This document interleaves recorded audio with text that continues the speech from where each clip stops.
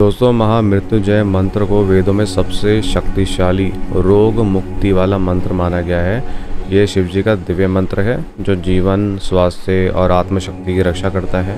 जब व्यक्ति शारीरिक या मानसिक कष्टों से जूझ रहा हो, जब डॉक्टर जवाब दे दें कि नहीं, कुछ समझ में नहीं आ रहा, तब यह साधना एक नई उम्मीद की किरण बनकर उभरती है। यानी कि जो महामृत्युंजय मंत्र है, यह मंत्र स्वयं महादेव के वरदान स्वरूप माना गया है। 7 दिन की साधना दोस्तों हम आपको बता रहे हैं। ये साधना सच में बहुत ज़्यादा प्रभावशाली मानी जाती है। और ध्यान रखिए, रोज़ सुबह सूर्य उदय होने से पहले आपको नहा लेना है और उसके बाद साफ़ सुथरे कपड़े पहन लेने। एक शांत कमरे में जहाँ पर कोई आता जाता ना हो, वहाँ पे या तो पूर्व या फिर उत्तर दिशा की तरफ अपना मुँह करके जो है आसन लगा के, लाल रंग का आसन आप ले सकते हैं और सफ़ेद भी ले सकते हैं।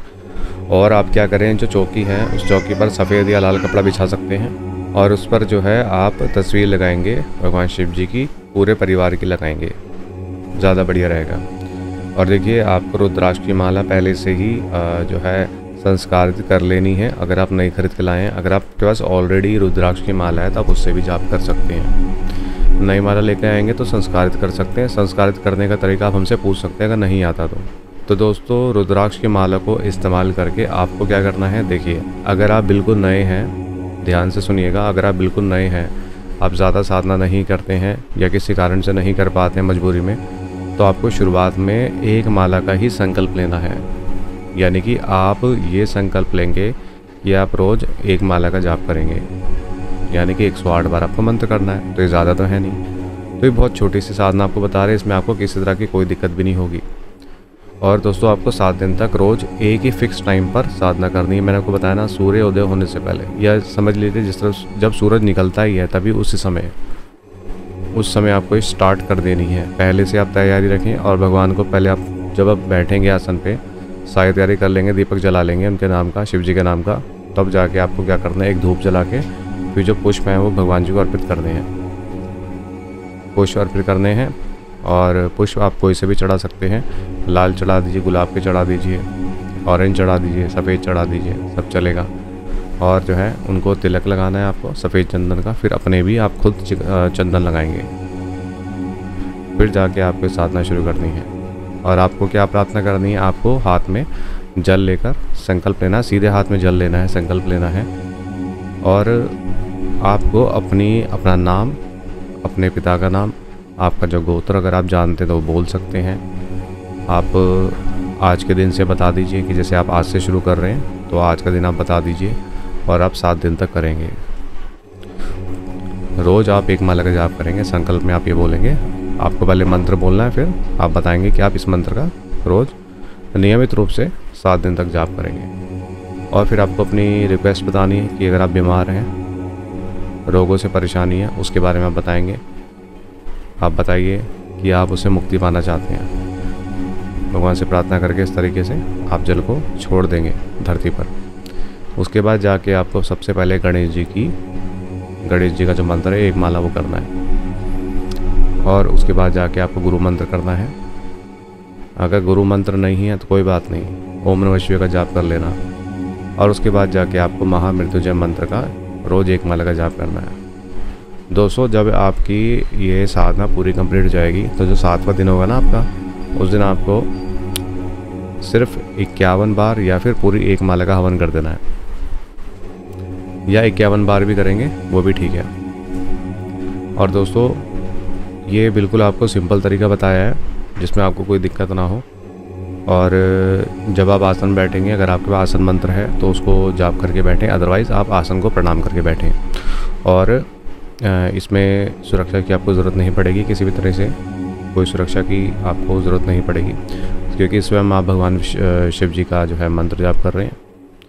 और कुछ लोग अगर इस जाप को मंदिर में करना चाहते हैं तो मंदिर में आप जा सकते हैं। वहाँ पे बिल्कुल सेम जो आपको तरीका बताया है वैसे ही संकल्प वगैरह वैसे ही लेके वहाँ पे शिवलिंग के आगे दिया जला के आप ये 7 दिन कर सकते हैं मंदिर जाके।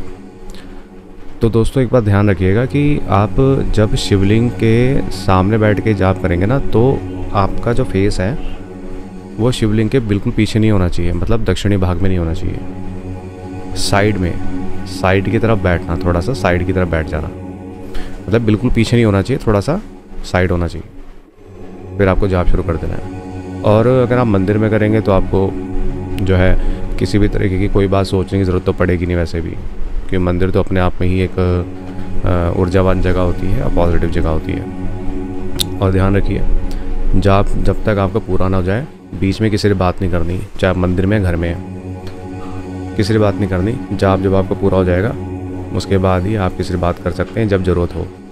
कोशिश कीजिए कम बोलिए, और आपको ये सारे नियम पालन करने हैं 7 दिन तक, यानी कि आप जो है ब्रह्मचर्य से रहेंगे, ये सबसे बड़ी चीज़ है। और बाकी अगर आपके घर में लहसुन प्याज का इस्तेमाल होता है तो कोशिश कीजिए आप कम खाइए, ठीक है। और मिर्च मसाले वाली चीज़ें बिल्कुल ना खाएं।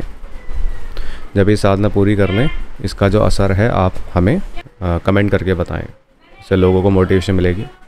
और दोस्तों इसी मंत्र की और भी आगे हम साधना बताएंगे आपको बढ़ा के, क्योंकि शुरुआत में सभी को बिगनर्स को ऐसे ही करनी है।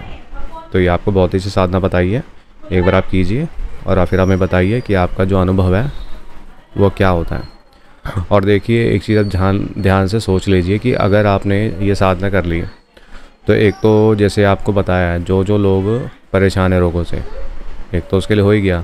और आपको कोई डर लगता है, कोई असुरक्षा लगती है, कोई चिंता है मानसिक, समझ रहे हैं, मतलब किसी भी तरह की जो भी परेशानी है वो सब जो है उसके लिए ये मंत्र बताया गया आपको, हर तरीके से लाभकारी है।